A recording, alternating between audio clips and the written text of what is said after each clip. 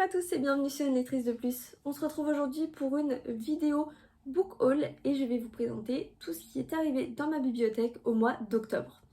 Je commence comme d'habitude avec les graphiques et donc ce mois-ci ce sont des BD.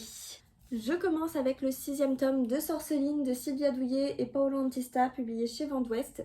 Avec ce tome-ci, on commence apparemment un nouveau cycle, donc on rentre dans le cycle 2 de l'univers de Sorceline. Je comprends pas encore trop ce que les cycles ont à faire là-dedans, très honnêtement, mais voilà, ce qui est sûr c'est que je suis fan de la saga, donc j'ai acheté la suite et je l'ai déjà lu bien entendu, vous vous en doutez.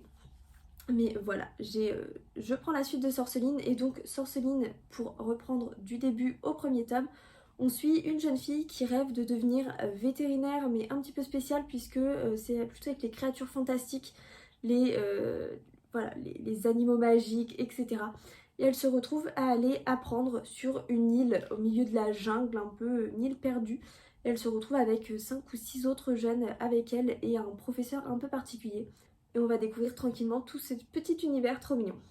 Autre BD qui m'a rejoint ce mois-ci, il s'agit du 7e tome de Emma et Capucine, donc Roméo et Juliette de Jérôme Hamon et Lena Sayafoum, publié chez Dargaud. Et donc celui-ci, pareil, je l'ai acheté à la sortie directement, lu aussitôt. Et on parle plutôt de danse, même si au fur et à mesure des tomes, on avance plutôt vers une histoire tranche de vie où on suit une famille avec 2 sœurs différentes et en même temps assez semblables. Et voilà. À la base, c'est plutôt centré danse, mais c'est un peu, ça se perd un peu. On passe au roman et je commence avec Sorcière des Ombres de Pascaline Nolo, publié dans la collection Echo chez Gulfstream, que j'ai gagné lors d'un concours chez ma copine Amy. Je l'ai également déjà lu puisqu'il y avait une lecture commune organisée à l'occasion du concours. Ici, on suit un personnage ultra timide qui va être un peu trahi par ses parents. Il va se retrouver à devoir faire un stage de théâtre dans une ville complètement paumée du nom d'Agonie pour apprendre à libérer sa parole, apprendre à s'affirmer, etc. Et justement, cette ville, elle a une certaine légende qui court sur une sorcière des ombres qui serait là et qui ferait du mal, etc. Et il y a notamment une pièce de théâtre autour de cette sorcière elle va devoir jouer. Voilà. J'ai ensuite acheté le dernier tome de Hunger Games, donc le préquel, La balade du serpent et de l'oiseau chanteur de Suzanne Collins, publié chez Pocket Jeunesse. Je voulais absolument le lire avant la sortie du film, donc c'est acheté, c'est lu maintenant même carrément. Donc ici on est sur une histoire qui se situe bien avant la trilogie de base, puisque on revient à l'époque des premiers Hunger Games, des premières éditions des Hunger Games, et même pour être très précise, la 10e édition, qui connaît pas mal de nouveautés et qui en même temps est tellement différente de ce qu'on connaît avec la trilogie de base. Et l'idée avec ce préquel, c'est de comprendre comment le président Snow, que l'on connaît aussi affreux dans la trilogie de base, en devient le président Snow aussi affreux, puisque ici, cet homme est juste jeune, c'est limite un enfant. Et donc voilà, l'idée c'est de comprendre comment il devient aussi méchant. Autre achat, le premier tome de Absolu de Margot Neussen, donc Les Mobilisés, publié chez Big Bang. J'ai enfin craqué, j'en ai entendu que du bien partout, par tout le monde, vraiment on a fait que me le conseiller. Et donc voilà, j'ai enfin craqué, je sais que le tome 2 vient de sortir et je pense essayer d'aller voir Margot directement à Montreuil pour la rencontrer. Et voilà, je vais commencer avec le 1, mais je pense qu'il y a peu de doute et que je vais adorer ma lecture, j'ai tellement hâte. Ici, on revient à nos anciennes sagas de dystopie préférées. Visiblement, il y a un endroit qui est clos, dont les portes s'ouvrent une fois par an, et on envoie des gens là-bas pour essayer de combattre la chose qui semble être tapie du coup dans cet endroit et qui visiblement, je pense, fait des dégâts. J'en sais pas trop plus, j'ai en même temps pas essayé d'en savoir plus que ça, je sais juste que les avis sont tous super bons, que Margot détruit ses personnages apparemment à merveille, voilà. Mais tout ce que je sais c'est qu'il y a une vibe un peu labyrinthe, un peu Hunger Games, etc. Vraiment les dystopies de l'époque et donc j'ai trop hâte. J'ai ensuite craqué pour If We Were Villains de ML Rio, publié chez Phibbs. Pareil, celui-ci, j'ai attendu un petit peu après la sortie, mais j'avoue que j'ai quand même rapidement craqué. Il est juste trop beau. Alors sur le coup j'avais pas fait gaffe, mais c'est un oiseau mort. C'est pas... voilà. Mais en attendant il est quand même trop beau. C'est ma lecture en cours. Ici on suit un homme qui a été accusé de meurtre. Donc qui a fait sa peine, qui a fait 10 ans de prison. Sauf qu'il subsiste toujours un doute sur le fait qu'il soit le véritable meurtrier ou non. Et donc on va suivre toute une enquête sous forme de théâtre pour essayer de comprendre qui est le véritable meurtrier, puisque visiblement ça se passe dans sa petite troupe de théâtre. Donc ils étaient 6 ou 7 et voilà, apparemment il y a un sacré mystère, on sait pas trop ce qui s'est passé cette nuit-là, ce jour-là.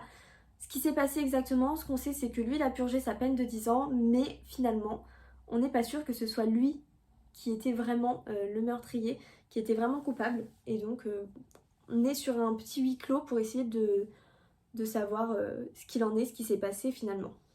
Ensuite, un tome 2 que j'attendais avec impatience, Le Royaume des Maudits de Kerry Maniscalco, donc publié chez De Saxus. Le premier tome a été un gros coup de cœur cet été, donc j'avais hâte que le tome 2 sorte pour que je puisse continuer ma lecture. Dans cette saga, on suit une jeune fille qui a perdu sa sœur jumelle qui est morte affreusement et qui va essayer de comprendre pour qui, pourquoi, comment. Et donc cette jeune fille, c'est juste une sorcière qui va du coup décider d'invoquer un démon pour l'aider dans sa quête et pour comprendre ce qui est arrivé à sa sœur. Donc on va suivre son enquête aux côtés du coup d'un des démons et j'ai hâte de savoir ce qu'il en est, comment tout ça va évoluer et comment leur relation à eux deux va évoluer et j'ai trop hâte. Il me reste 2 livres et ce sont 2 livres que j'ai pu faire dédicacer puisque j'ai rencontré les auteurs à chaque fois au mois d'octobre. Je commence avec La tourneuse de vent de Ariane Ghezouli publié chez Rajo.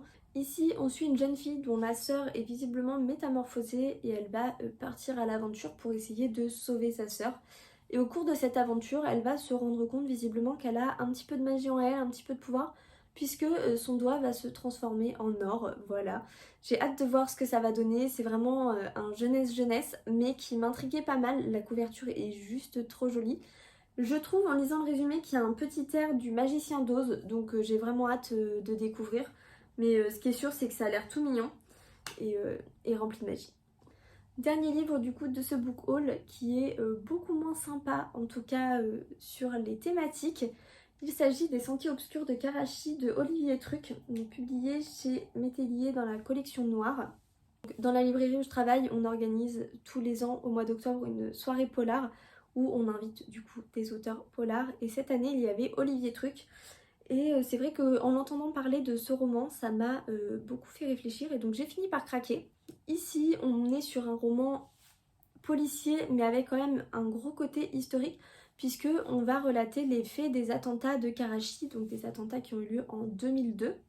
Ce qui m'a beaucoup intriguée, c'est déjà de 1 que je ne connaisse pas ces attentats, j'en avais jamais entendu parler. Alors certes, c'est arrivé juste après ma naissance, mais quand même.